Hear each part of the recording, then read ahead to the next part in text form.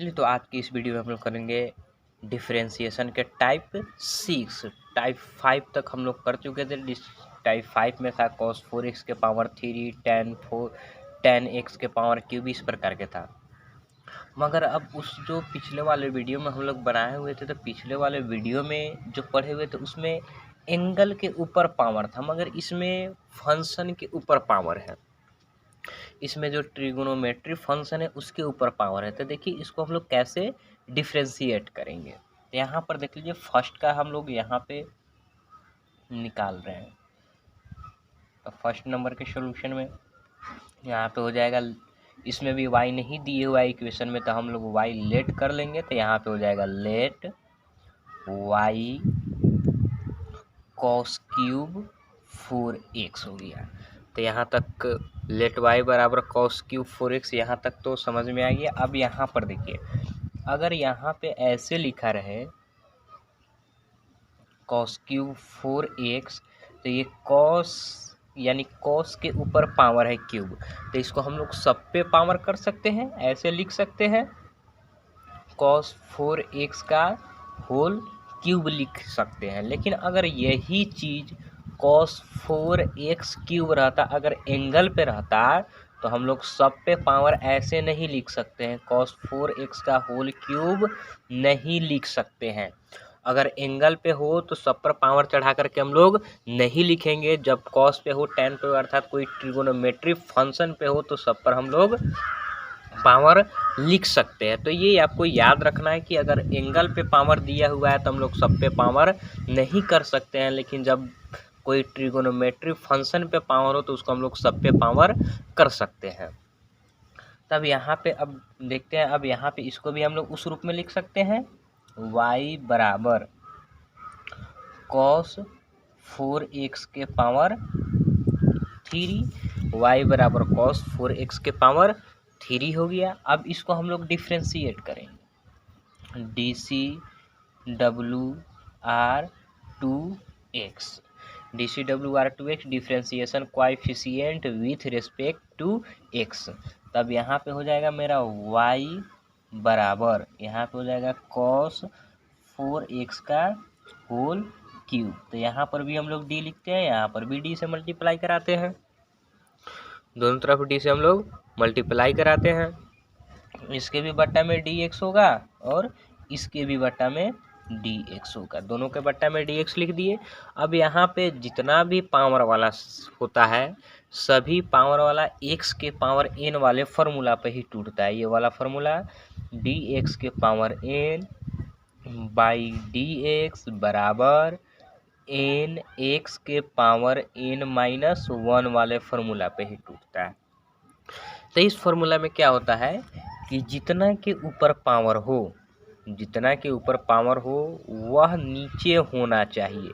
जैसे x के ऊपर पावर है n, तो x नीचे है। तब यहाँ पे cos 4x सभी के ऊपर होल पावर है 3, तो ये cos 4x कहाँ होगा, नीचे होगा। तभी ये x के पावर n वाले फार्मूला पर टूटेगा। तो सबसे पहले यहाँ पे हम लोग सबका एंगल बराबर करेंगे।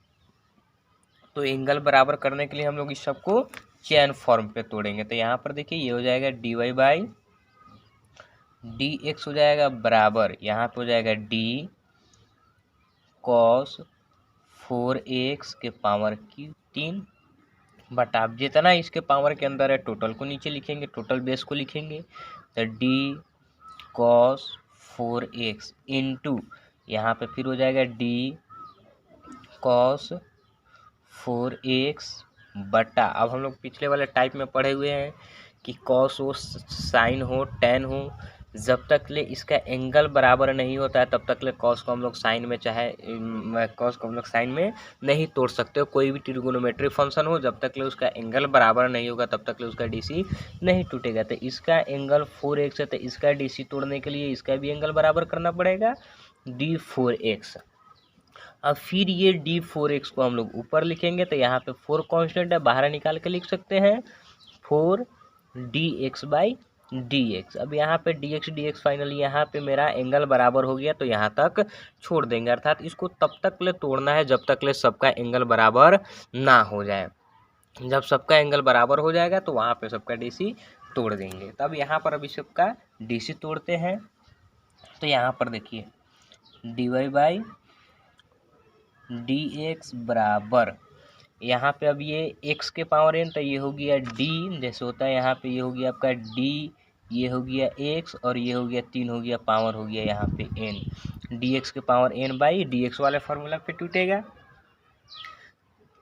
तो इस वाले फार्मूला में क्या होता है, जितना पावर है वो पावर बगल में आएगा। तो यहाँ पे 3 है पावर, तो 3 आएगा बगल में, और यहाँ पे cos 4x का cos 4x ही रहेगा, क्योंकि यहाँ पे x है तो यहाँ पर भी x ही रहता है, चेंज नहीं होता है, जो रहेगा वही रहेगा। तो यहाँ पे cos 4x का cos 4x हो जाएगा, और n-1 तो पावर में से एक घट जाएगा, 3-1 हो जाएगा, इनटू अब cos x का हम लोग जानते हैं डीसी cos x का होता है माइनस साइन x, तो माइनस साइन एंगल 4x है तो एंगल मेरा 4x ही रहेगा, एंगल 4x ही रहेगा। तो एंगल यहाँ पे हो गया 4x इंटू यहाँ पे 4 और dx बाई dx का वैल्यू 1 होता है, तो dx बाई dx का वैल्यू 1 लिख दिए। अब यहाँ पे dy बाई dx बराबर, ये सब गुना के रूप में ही है, तो सबसे पहले हम लोग माइनस बाहर निकाल के लिख देते हैं। तो माइनस ये 4 में 3 से गुना हो जाएगा, तो ये हो जाएगा 4 3 12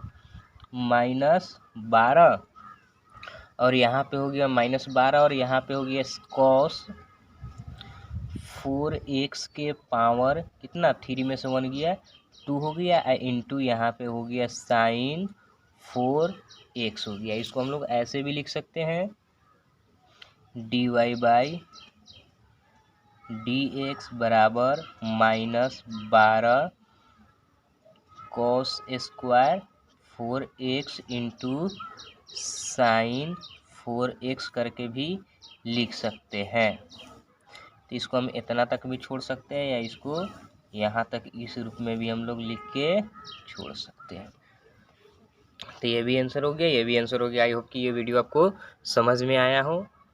अब यहाँ पर जितने भी सारे क्वेश्चन है, क्वेश्चन को आप लोग कर लीजिएगा, सब इसी प्रकार का क्वेश्चन है, तो ये क्वेश्चन हो जाएगा। तो आई होप कि ये वीडियो आपको समझ में आया हो। अगर समझ में आया तो वीडियो को लाइक कीजिए, कमेंट कीजिए, शेयर कीजिए। अब मिलते हैं अगले वीडियो में डिफरेंशिएशन के टाइप 7 के साथ।